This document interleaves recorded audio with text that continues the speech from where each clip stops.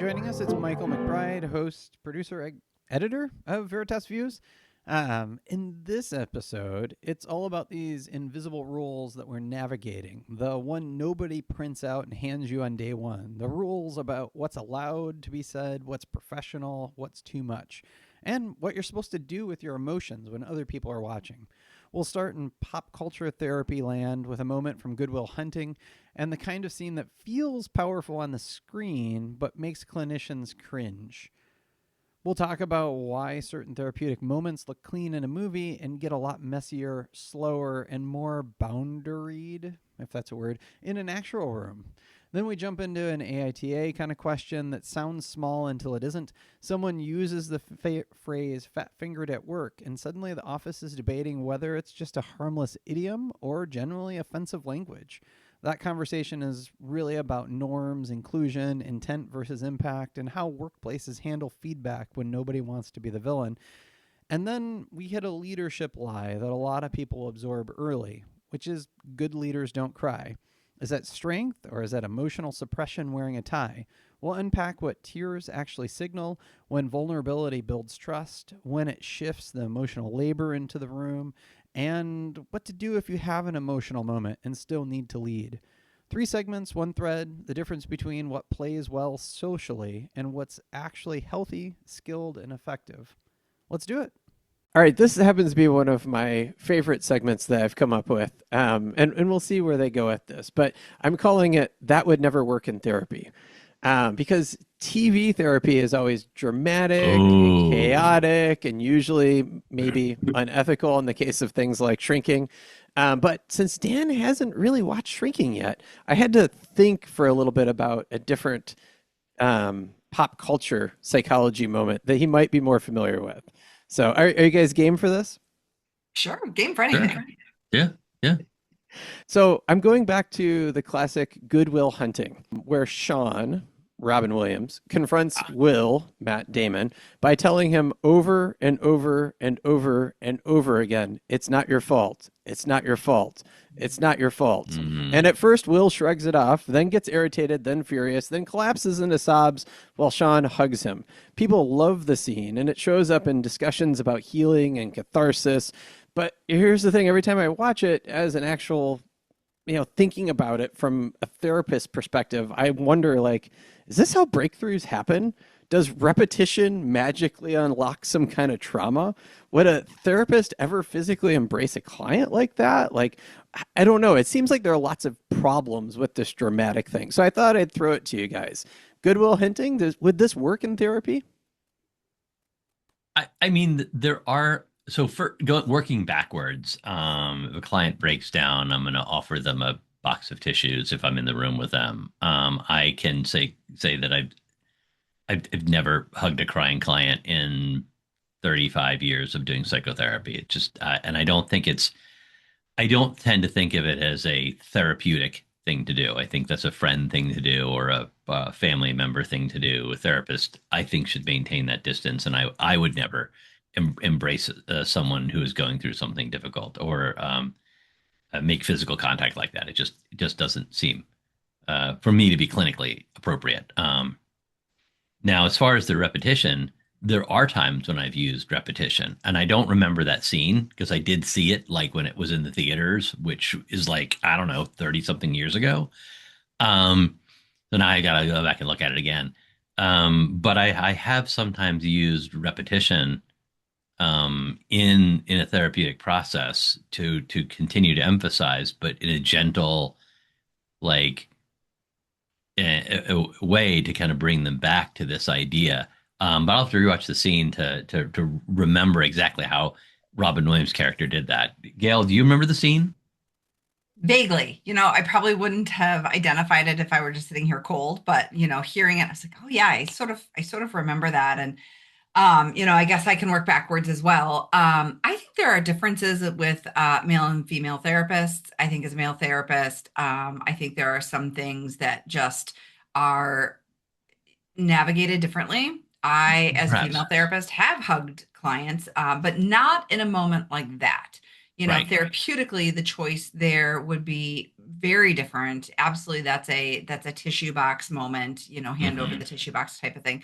And it is to sit quietly and sit with the discomfort and the tears. Where I have hugged a client is, and in particular, I'm remembering an older client who had just lost her husband, and she came in, and it was a long drawn out battle for him, and it was a long drawn out caregiver process, and that was a moment that was mixed with a lot of emotion.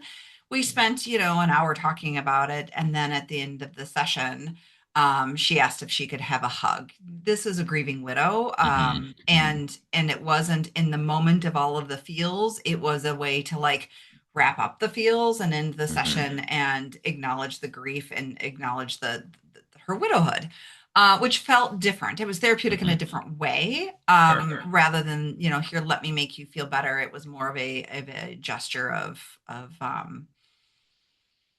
connection. I don't know. So I'm often very thoughtful. I do think as a female therapist, people feel more free to ask me for a hug than they would a male therapist as well. I, I I've been In those asked a things. number of times for a hug, Have and you? I have, and I generally decline with a, I'm very sorry, I just don't, I don't, I'm not a big hugger, and I don't Mhm. really, which is also kind of true, outside of family members, but I'm kind of, I like try to maintain that. I will say there have been a number of times someone has, as I'm, because I'll open the door and they've given me a hug, Yeah. and my reaction is so strong to kind of immediately like tight like Thanks. tense Hmm. up that they Hmm. that everyone who's ever given me a hug impromptu like that has then apologized to me and said, "Oh gosh, I'm sorry." I'm like, "No, it's fine. I'm not I just don't. I'm not a really huggy person. I prefer not to."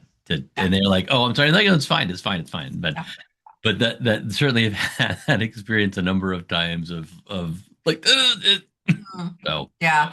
Yeah, and I think it's interesting and as there the longevity of like the existence of this thing that we call therapy, right? Like I think Hmm. hugging has kind of come and gone in different modalities and thought about differently. And so it's certainly not a universal hard and fast rule across Right. therapists, right? So I think that's where maybe I hold that a little bit flexible. Um, so that being said, I in that moment I would not have thought of Hmm. hugging as a therapeutic intervention. No. That would cross that boundary for me. But I have used that idea of repetition, Michael. I totally understand as kind of a layperson watching this, not believing that that would be useful and like why the hell would that help? But Mhm. when you're sitting in the therapy room and, someone is not hearing what you're trying to therapeutically convey, sometimes just lowering your voice, slowing your cadence, and repeating Hmm. yourself really helps to just drive it home Yeah. and then drive it home and drive it Hmm. home. And No. using that has been really effective. Right. Like, and I've said to people with apologies for the cliche phrase, I just can't remember ever a different one off the top of my head. How did you feel about that? And then they kind of Yeah. went into a long explanation, and I sat and I'm like, but how did you feel? And again, another explanation. How did you feel? And eventually getting down to what a feeling is, which is usually one word. And that often brings out a lot of emotion when they get to that, because that repetition of, okay, but how do you feel? I'm saying to them, that's not a feeling, it's a thought, without saying it, and continuing to press on that, like eventually gets them to the feeling, and often loosens up something. Right. And then you would see that sort of watershed moment of someone, maybe not dramatically like Matt Damon does in that scene, break down into tears and sobbing and emotion, but it does help connect someone to either that feeling or really hear that permission to maybe let go of something that they're carrying. I will say, probably the most frequent time I use it is we'll sit down and I'll say, "How are you today?" And they'll say, "I'm fine." Right. How are you today? "How are you today?" Right? And they'll say, "I'm fine. How are you today?" And again, it's just that moment without saying like, come on, don't gloss over. This is not that relationship. You Mhm. don't give me the social nod and I'm fine in the hallway. We're actually here to talk about your feelings and what's going on. Right. And again, it's really effective in a way that you would think is cliche and stupid.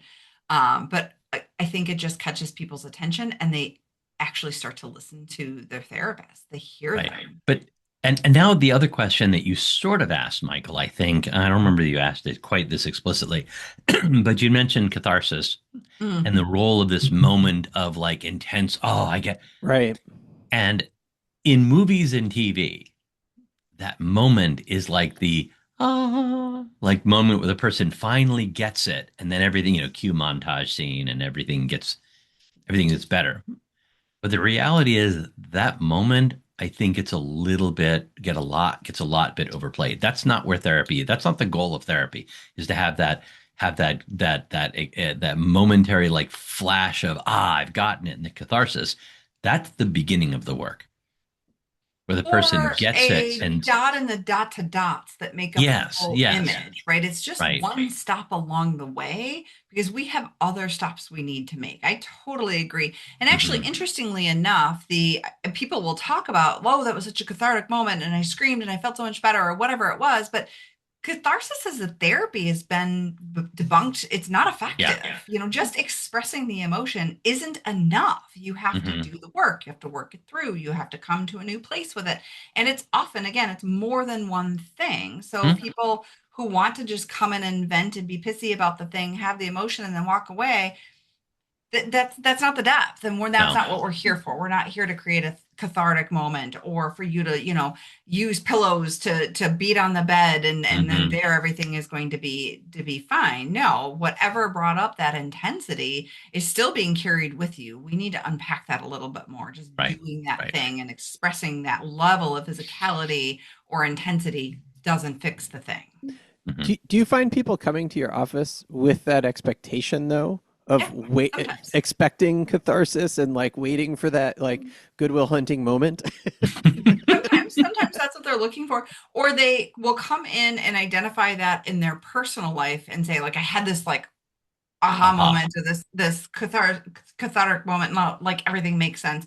I wasn't necessarily there for it, but then a lot of times they feel like, yeah, I'm done, and I'm thinking, well, there's maybe more. You've come Right. to a conclusion along the journey. And this is where we now get to start processing feelings and Mhm. discussing how that is impacting your life today and what you want to do differently, and all of the work of therapy, which is usually a follow the aha moment, maybe the precursor to the work.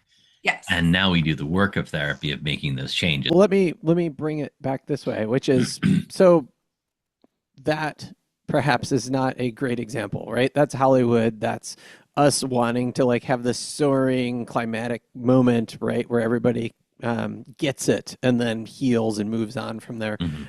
Are there are there shows that you can think of that get it closer to what you see in the therapy office, particularly any where it's not just a therapy show? Like that's, if it's a show about therapists, then I think they maybe do a better job. I don't know. I mean, unfortunately, I will say that I think therapy is terribly boring to watch. So no, probably not. Although, Dan, you have said you like the therapist in The Sopranos, which maybe is the closest Mm, to real because it's I, sort of I, yeah, interesting, I mean, but I not like. like, well, I don't know. I haven't watched it in many, many, many, many years. My opinion today might be different. I would say that, I mean, to jump off what you said, Gail, about therapy, good therapy being kind of boring. The therapy show that I think I like best right now is a show called Couples Therapy. Um, but here's the thing about that show. While I find it to be really riveting and interesting, and it is real therapy sessions. But what they've taken is they've got like 8 episodes a season, and the episodes are half an hour long, and they're drawn from four different couples who have each done about a dozen therapy sessions. And then they're excerpting, if you think about how much content that is, if we're talking about 22 or 23 minutes of content, each episode drawn out of a total of 100, maybe 100 hours of therapy, they're really able to pick and choose the stuff that's really interesting. Hmm. And good therapy is, I think, good. If you really watched good therapy, it wouldn't be all that. Right. And Yeah. that's why there aren't any therapy shows that are just like Well, and even an not hour of just good therapy. TV shows or movies, we Right. can include podcasts in there. And the Esther Perel podcast, Where Shall We Begin, is again, it's a therapy podcast. Very interesting as a therapist. I think she's a Hmm. brilliant therapist, right? But again, there's some picking and some choosing, and then she kind of comes in and summarizes and gives you a bit of narration along the Hmm. way, which is part of what makes it interesting. Not watching this couple have the dialogue, but listening to the therapist conceptualize and put that together and then feed it back and explain what's happening. That's the interesting part, is maybe the calculations that you would never hear going on in our head and why we're doing what we're doing. I Hmm. honestly think case consultation is way more interesting to listen to, which is what this show was sort of built on, which is all the shit that happens in our head about the thing, not the thing rolling out, because that does look terribly boring. Right. Exactly. And I would, and I think that unfortunately we're never going to have, or it's going to be really rare to see a portrayal of therapy in popular um, television show that's not in some way over the top, that doesn't pick and choose, that isn't sensationalist because of that. And I tend to avoid most shows with therapists in them just because it's almost always such a high degree of either unethical behavior or cherry picking of stuff that it creates a very unrealistic perspective of what good psychotherapy is ever going to look like. So Mhm. my So, apologies for being dismissive of the entire genre. well, maybe we can wrap with this final question, which is, do you think those shows do anything to destigmatize seeking therapy, like by making it approachable, or like I'm wondering what function those, by even just having somebody in therapy on television maybe makes it seem like, oh, this is normal, or this is not as scary maybe as it once was. Know about that, but I mean, I think there is that art imitates life, life imitates art type of thing. Like which comes first? If you hearken back to the olden days of television and you think about oh, I had his name in my head a minute ago, Bob Newhart, when he was doing the show where he was a psychiatrist. I mean, really, they painted the client as a little, I want to say, like unhinged, a little, kind of out there. They were colorful, right? And had kind of big issues being brought into the therapy room in a way that now I think the betrayal is, if you think about, something like Shrinking, you have, a veteran with PTSD coming in and he is struggling with relationships with his father. Like, yes, he's colorful in the sense that he's got a lot of behaviors that go with that. But he's also really, I feel like he has that sense of like, well, this could be the guy that's my neighbor, right? Like he's relatable and not in a way that like I don't know anybody like that. So I think we are, as a common culture, are more reflected in who shows up in the therapy room in these shows in a way that they didn't used to be, but I don't know which comes first. Yeah, and at the same time, my understanding, and I'm gonna have to do a dive into this, or Michael probably will because he does such a thing. My understanding is that the Bob Newhart show, which was what is that, the 70s, Mhm. did a lot for destigmatizing mental health, even though the characters in the show and the people who were seeking his help were often caricatures to some degree. That it mainstreamed psychotherapy a bit and increased the number of people who were willing to seek out counseling. Now I'm gonna have to look that up, but that's Yeah, my recollection of that's the data that's on a it. I just don't remember. I can't cite chapter and verse on any research articles, but I believe that to be the case. that is really interesting, Dan. I hadn't thought about that, but I could see a world in which that's completely accurate. So I'd love to know if our if our resident rabbit hole rabbit hole goer, I guess, can dig something up meaningful and maybe put it in the show notes, or we can bend this in some way. I'll see what I could find, and thanks for helping out with, I don't know, helping me figure out if that would ever work in therapy or not. Gail, sometimes get these really challenging calls from couples, and they're saying, I don't even know if we should stay together or separate. I don't know if counseling is even it has any chance or is worth the effort. Do I bail or do I try to work on this? Yeah, I mean, that's a great place to use something called discernment counseling. It's a very specific, very time limited intervention that helps couples in a really structured way before they sort of try at therapy and then maybe fail because they're not really in the right space. So this makes sure that you're in the right space before you try to do something really, really hard, which is working on your relationship or sometimes making the decision to walk away.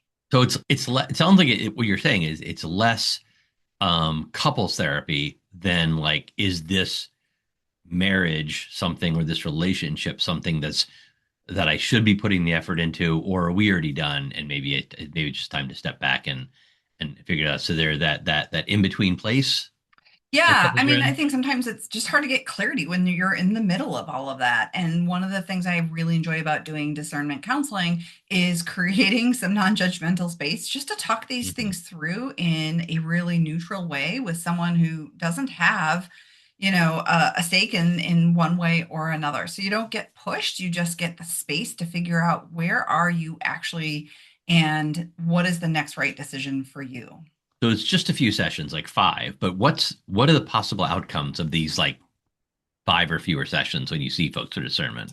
Well, in discernment counseling, we talk about three paths. Path one being stay as things are, and you actually don't do anything. You don't separate, you don't work on it. But I mean, let's face it, when you've gone through discernment counseling, something has already changed. Mhm. Path two, which is separation or divorce, and path three is an all out commitment to work for 6 months. And if you want to know more, I would slide over to the website. We've got some more information. Certainly can get people in to work on this. We're at veritaspp.com. I'm your host, Michael McBride, and as always, joined by two clinical psychologists that are near and dear to my heart, Dr. Dan Kessler and Dr. Gail McBride from Veritas Psychology Partners. Welcome.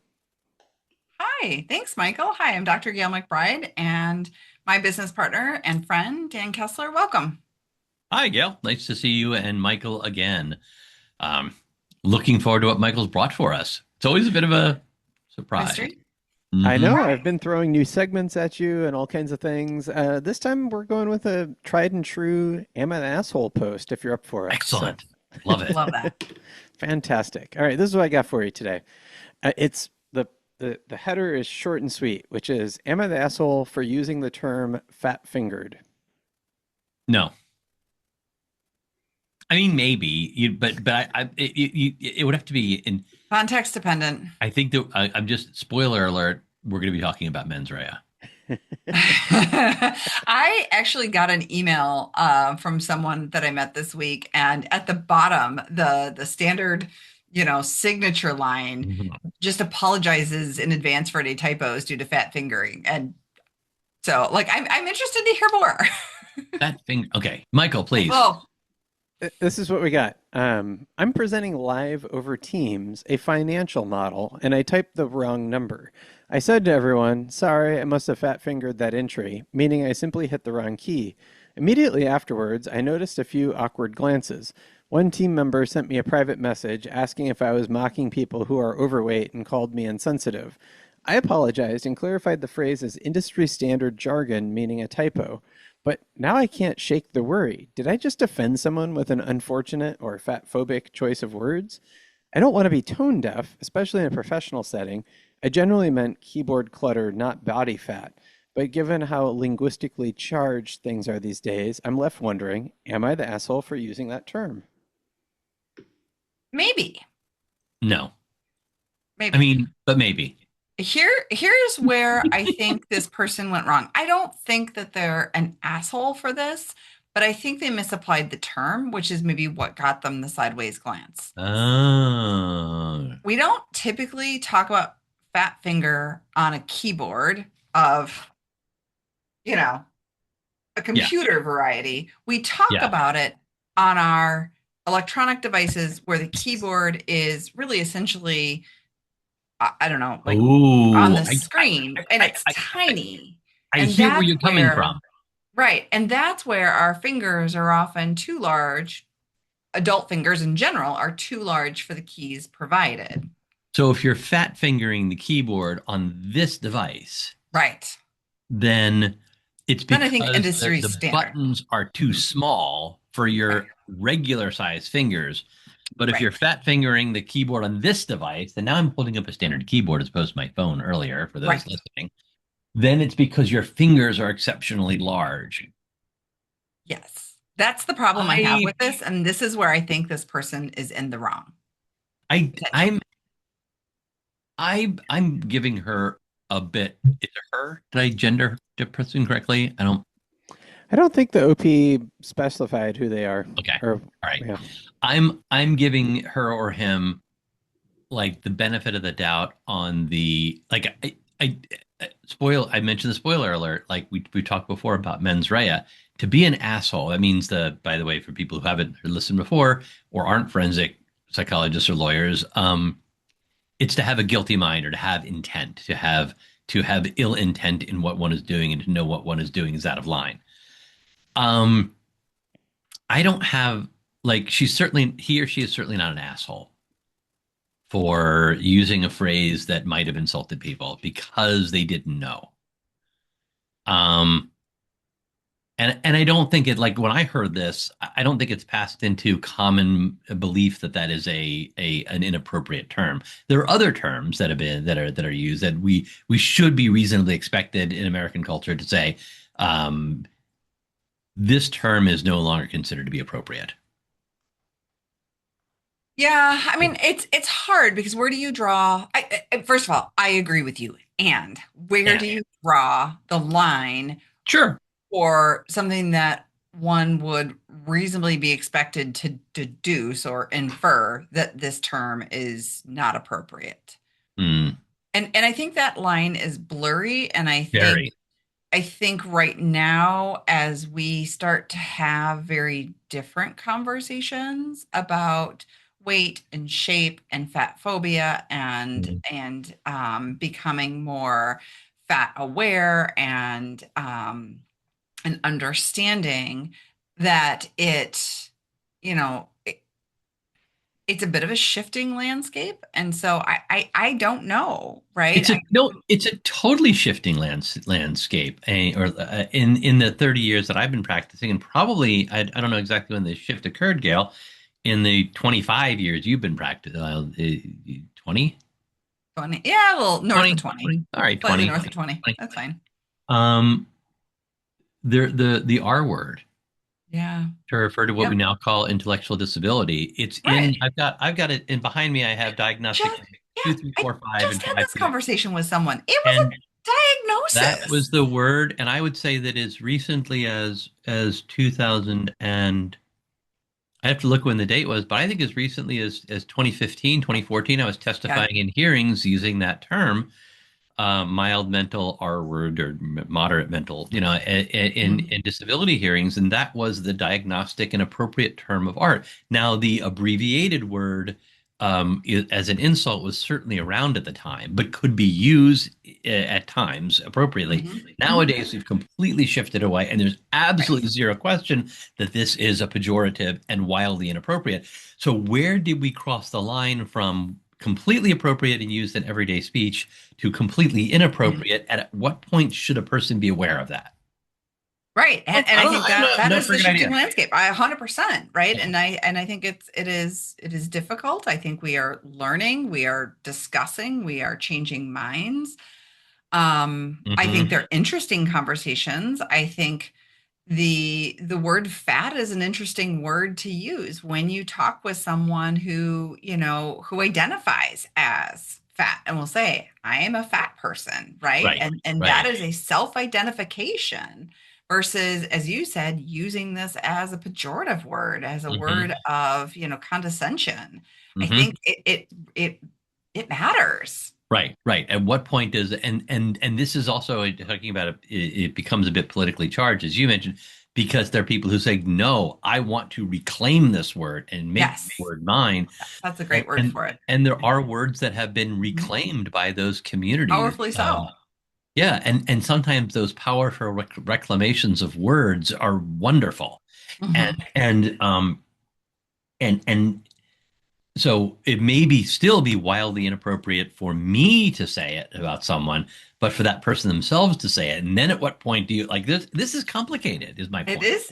It's very complicated, and we run into it in so many different ways, whether Hmm. that be around um, religious faith and identification, whether it be around, ethnic background, whether it be around body shape and weight, Hmm.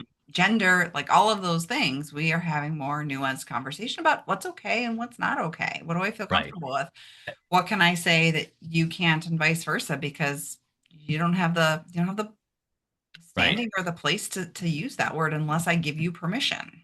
And so often it's the tone and inflection Yeah. and usage of the word that makes it appropriate or inappropriate. Mhm. And so when we think about words that refer to people's body size, religion, et cetera, skin color, race, whatever, ethnicity, that it does matter how it's used. It does matter who uses it. And in what context they use it and all of those things. This is why I don't think she's an asshole because she's asking the question, am I the asshole for doing this? Like people were offended. I didn't think I was using a term that was inappropriate. Like, but I really want to know if I'm the asshole. The fact that he or she is asking, am Yeah. I the asshole? Almost says they're almost like invalidates any asshole accusation because there's I would clearly no agree. intent.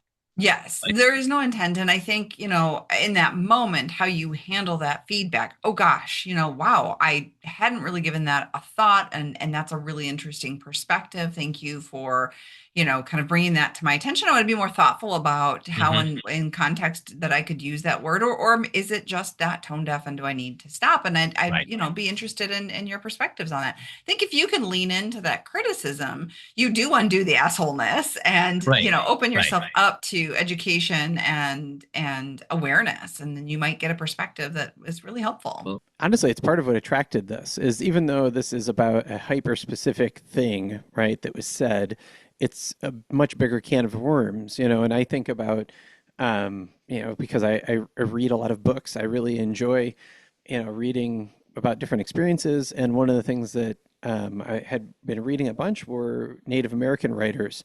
Hmm. And, I love Louise Erdrich. She's, from Minnesota. Well, she lives in Minnesota, not originally from Minnesota, but she identifies as Ojibwe. And she says, don't call me Indian, don't call me indigenous. Like, I don't get offended by those things, but my preference is this. And you ask Sherman Alexie, and he's like, Indian's fine with me, and everybody has their own thing. So I think the danger is like making a classification of a group, Right. regardless. But then it does come to Or terms like hard and this. fast rules. Yeah. Yeah, Ask. I right. mean, it's over as like getting back to ask and respect. Yeah. And in this case, getting back to the original, it doesn't look like OP had any malicious intent at all.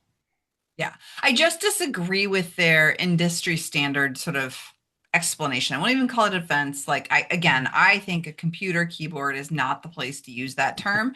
But if you're on Teams on your, little tiny Well, pocket-sized electronic device, maybe it is appropriate. And maybe they so were like on and Teams on we their and phone. we don't know. I've used Teams on my phone. I have two. I have two. And if in entering the chat is small, and so then yes, maybe that's problematic. I think it is important to remember that language has never been fixed, especially in the US. We are constantly adding concepts and constructs and talking about things in new ways. And I would invite our listeners to not be afraid to enter into those conversation spaces, even when Hmm. they're uncomfortable, with that intention of learning and dropping that defense of, even if you did something in the past and it was okay, it's also okay that it's no longer okay, if that makes Right. sense. And that Right. it isn't that you did something wrong and we don't need to damn you for before. What we need to do is we need to be part of that evolution of the language and the culture around us, and not just stay steady in what used to be, that nostalgia, that take of, hey, the past was so great, may mean that you benefited in some way, and is contributing to that rigidity. I'm no longer willing to give up that piece of my privilege. And creating that flexibility makes you, I think, a part of the culture and gives you an opportunity to develop compassion for the people around you. That And I think rationale. that's a better space to be as a human. Absolutely. No, that rationale, well, this is the way we've always done it is a real, like, that's that's almost triggering for me. Like, this is the way we've always done it. Well, that's not a very damn good reason to do something, to continue doing something that may not have been the right way to do it. And if we come up with a better way, or language changes, then we stop Or doing it's it. too hard and it doesn't make sense. Tough shit. Like, that's your area of growth. But here's the thing is, like, if you're texting, I don't know if this is even true anymore, but we ran into this within our own family, if for a 16 or 22-year-old, a period at the end of a sentence in a text message means I'm sort of annoyed with you. Or do used to, but so using punctuation, but for someone my age, I'm going to use punctuation. And so, like, asking the clarifying question and then letting the person know, like, if you're texting someone who's 22, leave the period off at the end of the sentence. If you're texting someone who is 60, you can leave it there, and kind of. But I would say that's not even true for all people in that age range. Like, I've got kids in that age range, and I've never gotten busted about using punctuation. But you say this to me, and I hear it, but, like, I've not experienced that. I'm not getting pushback. They're probably either that's changed, because these things do change. They may change. Or I've heard from younger folks. I said, "Oh, sorry, I put a period at the end of the sentence." And like, "Yeah, it's okay. We know you're old." Right. Yeah. I mean, it's sort of like getting the text message from your grandparent, and then they sign their name at the end of the text message. Exactly. Right? And you go, oh, that's cute. Yeah, that's that, because that's the way they've always done it. And so part of this, but this gets back to what I'm arguing back, offering someone grace when it's unintentional. Right. And for a 16-year-old to go, oh, he put a period at the end, but he's 60 years old, that makes sense, versus a friend who they're not going to show that same grace for, because a friend friggin' knows better. For sure. And perhaps as a parent of someone in this generation, you go, you know what? That does signal something. I'm going to be thoughtful and not put punctuation on, although I think my husband died a little inside as I said that. A little bit, yes. We've often referred to him as the other Dr. McBride on the show. You got to realize his doctorate is in English and literature. Punctuation freaking matters to this man. I keep coming back to the thing that Brene Brown says, right? Which is, I'm not here to be right. I'm here to get it right. And it's that asking and trying to understand, like getting building that connection and gaining a deeper understanding, instead of arguing that it's better the way it was, or, I'm fine kind of thing. So thanks. Yeah, no, that's a good reminder of her work. Thanks. Yeah. So you probably won't be surprised to know that the internet's conversation was a little less nuanced. They were 100%, well, not 100%, they were overwhelmingly saying, like, fat finger's fine. But what was more interesting were, I think, the conversations about other things that haven't aged well, and kind of, which I'll share in a second.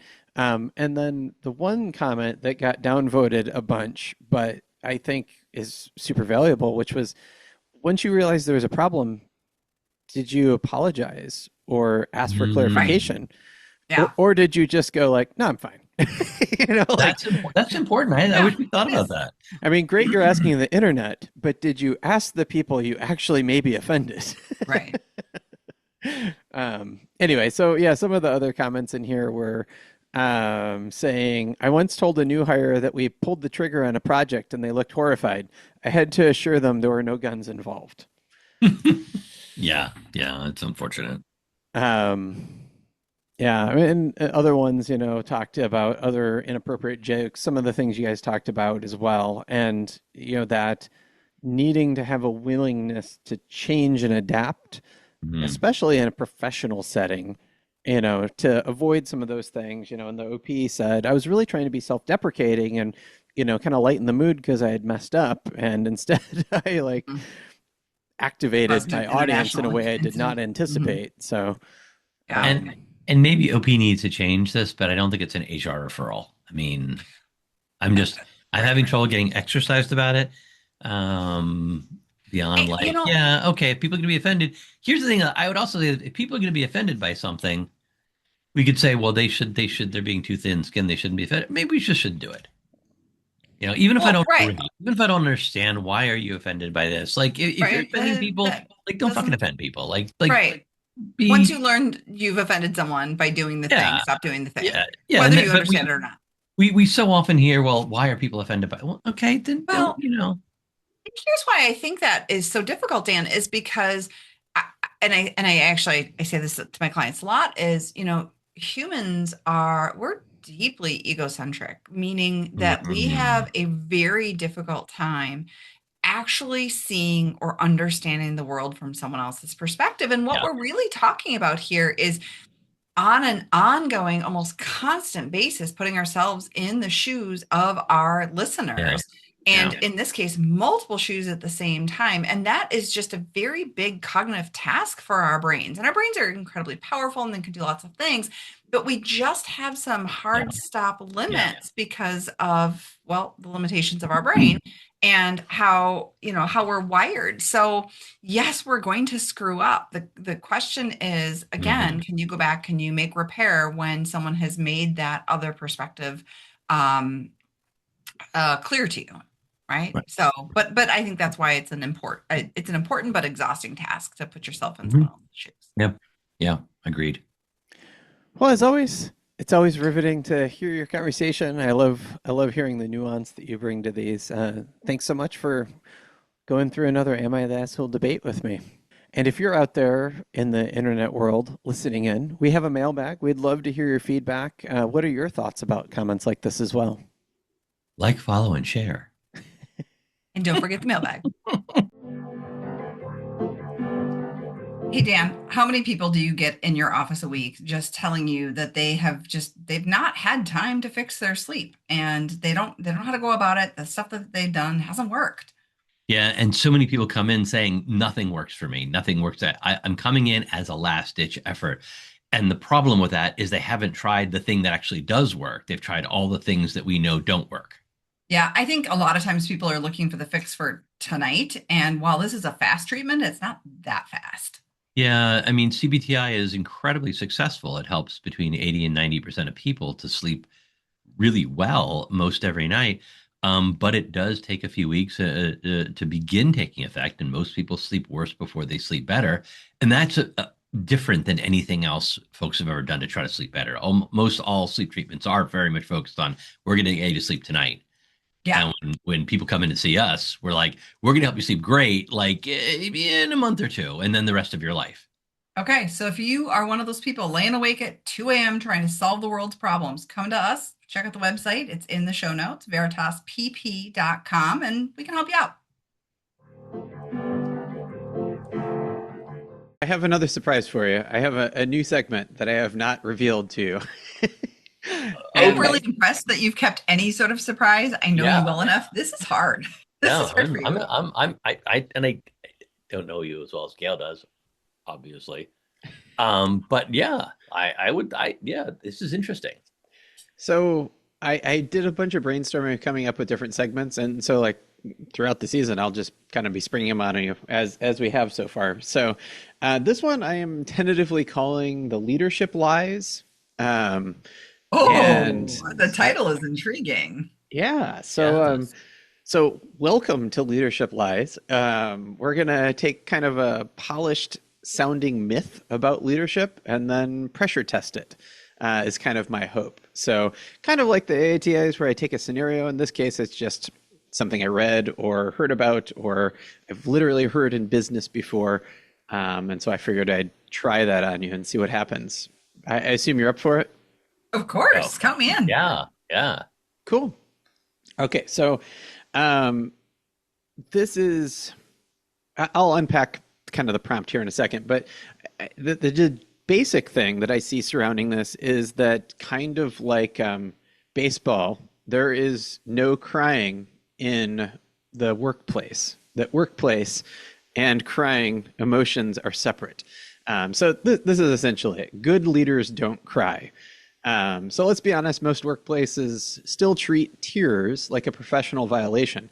But tears are not data, not a character flaw. They can still signal overwhelm, grief, compassion, moral conviction, or even relief. So the real question is not should leaders cry, it's when does emotion humanize a leader and deepen trust? And when does it turn into emotional leakage that puts your team in a caretaker role? So like, what's that line? Like, as a leader, you have to be a human being, and part of that is feeling emotions. And is there a place for tears in the workplace, and what does it look like? Wow. Those are some great questions. I Who, oh, sorry, Dan, go on. no, you have an answer. Go.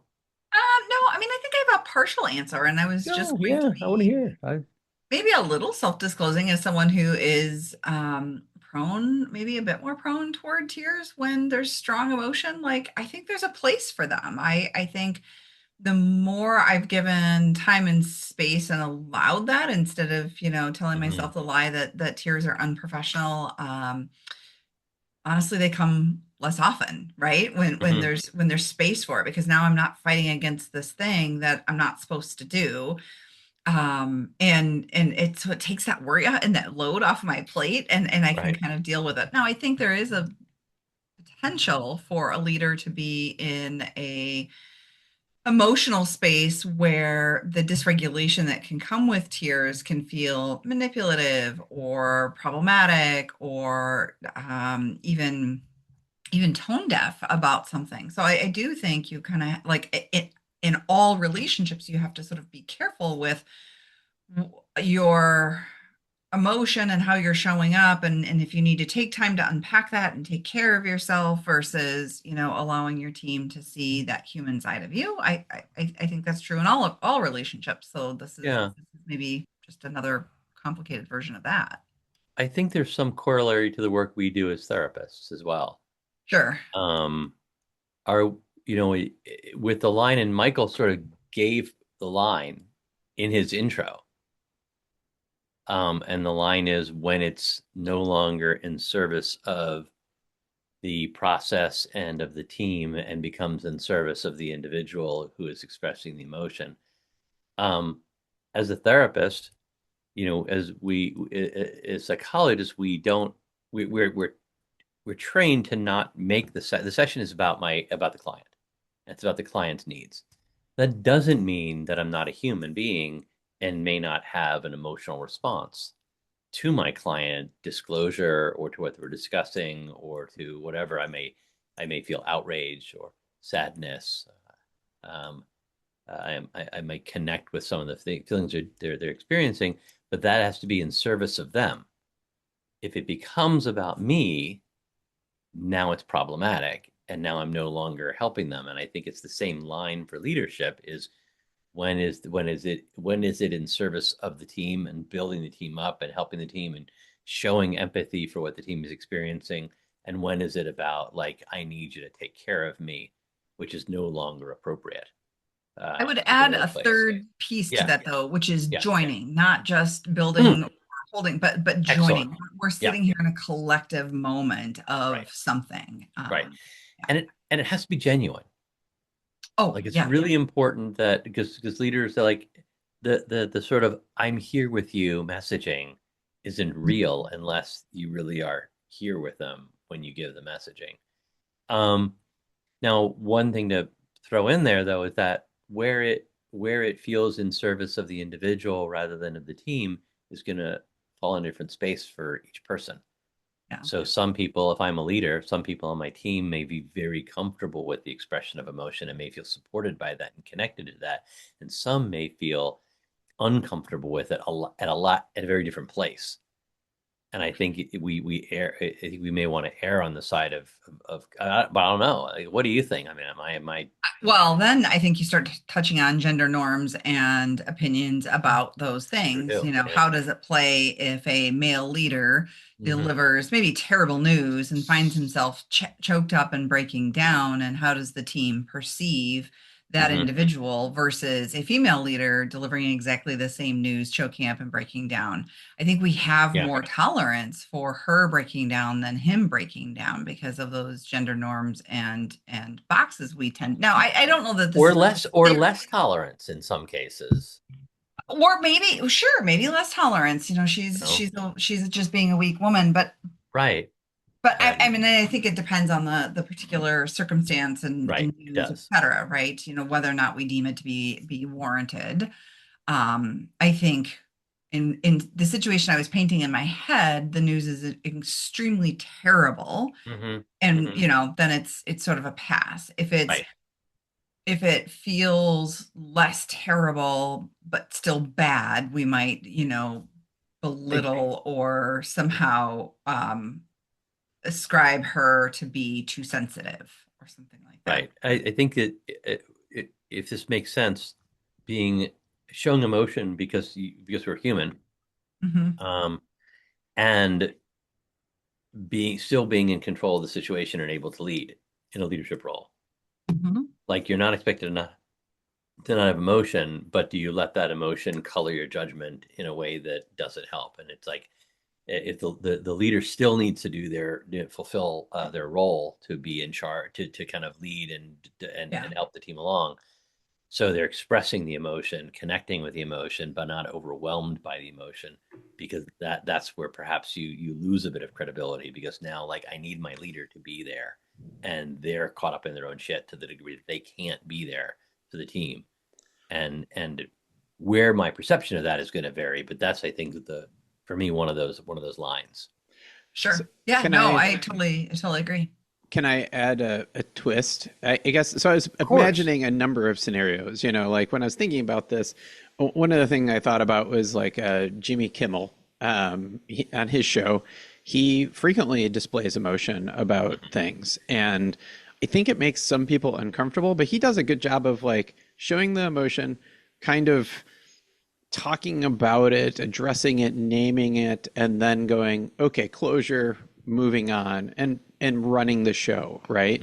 But in a workplace, if you have a personal tragedy as a leader, that sadness maybe doesn't have a place in the same conversation as if you expressed emotion about layoffs or shortfalls, right? Like, I think if somebody is getting bad news about layoffs, I don't know, when I have seen things like that happen, it's often with a cold expression like, this is happening, we're very sorry, it's a canned HR approved messaging or whatever. But I've often wondered, like, what would happen if that leader actually showed remorse and sorrow? Like, would people take it more acceptingly, or like, I don't know. I'm just wondering about that. I mean, it's an individual thing, and I think it depends again on whether or not that the degree to which that's perceived as genuine. And that's a really risky one, because sometimes leaders, that's a really risky one. And again, I fall back to, is this emotion in service of the connection to the team, or is this in service of my own needs as a leader to be,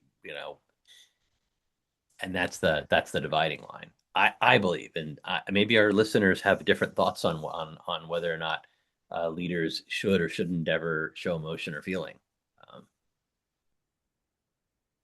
I love it. I think that's maybe a great place to leave it. Please send us something in the mailbag. We'd love to see your reactions and comments to that.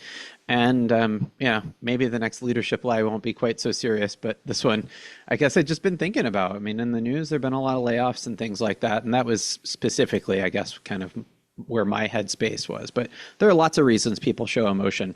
And we'd love to hear from people about how that would be received. And if you're a leader who's been in that role and you've expressed emotion, how did that go? All right, before we wrap, here's the quick through line. A lot of us are trying to live by rules we didn't consciously choose. Rules from workplaces, families, leadership culture, and social media.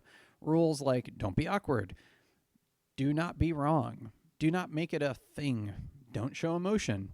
And the problem is those rules can make you look composed while you quietly lose your ability to communicate clearly, repair well, or lead like a human. In the Goodwill Hunting moment, we talked about what therapy actually requires when the stakes are high: time, consent, trust, pacing, and boundaries, not just a dramatic breakthrough. In the fat-fingered conversation, we saw how language can be both unintentional and still land in a way that matters. The skill is not perfection. The skill is responsiveness, curiosity, and a willingness to adjust without turning it into a courtroom scene. And in the leadership lie, we landed somewhere important. The goal is not never cry. The goal is emotional responsibility. If emotion shows up, you contain it, you name what's needed, you don't recruit your team to take care of you, and you reground quickly. After all, you are human, and emotions is part of that. If you want one practical takeaway from this episode, try this. When a moment feels charged, ask yourself, what's the job here? Is the job repair, clarity, accountability, containment? Then act like that's the job, not like your ego is the job. Thanks for spending another episode with us. See you next time. You can follow Dr. Dan Kessler at Dr. Dan Kessler and Dr. Gail McBride at Dr. G. McBride. Oh, and you can find them both at veritaspp.com. We love hearing from you, so please review us on Apple, Spotify, or, well, wherever you're listening. If you enjoyed this podcast, please review, like, and follow. Also, give it a share. This helps us reach more listeners. Credits: Tickling the Ivories, Matthew Reddington. Art, production, and design, bringing this show together with flair and finesse, Michelle Love. Recording and editing, turning chaos into something worth sharing, Michael McBride. Intro, outro, I'm Kelly Buttrick, a VO talent who just happens to be Dr. McBride's cousin. Cats, CJ, Linus, Sadie, and Griffin. Hosting by whomever lost the coin flip. Interruptions by all their children. The content of this podcast is for informational and educational purposes only and is not a substitute for professional mental health advice, diagnosis, or treatment. Listening to this podcast does not constitute a therapist-client relationship. If you believe you may be experiencing a mental health issue, please seek the assistance of a qualified mental health professional. If you are experiencing a mental health crisis, you can call or text 988 from anywhere in the U.S. to be connected to Crisis Mental Health Services.